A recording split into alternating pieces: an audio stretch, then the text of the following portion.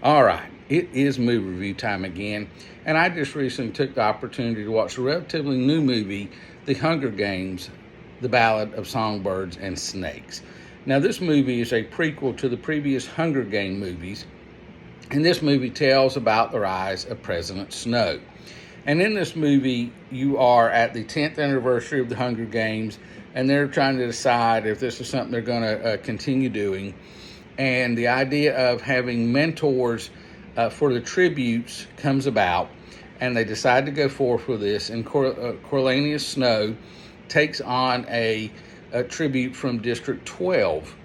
And during this time, of course, he helps her, and they begin to kind of fall for each other. And, you know, that's kind of the gist of the movie.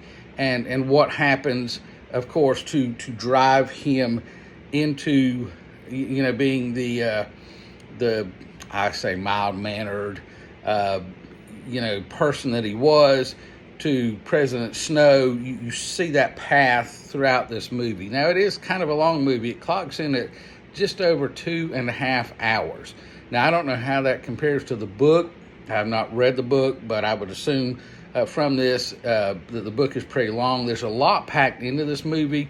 In fact, sometimes it does feel a little long, as I say, long in the tooth, and it feels like a couple of different types of movies cobbled together, especially once you get past the Hunger Games portion of the movie. It kind of shifts gears and almost feels like a totally different movie.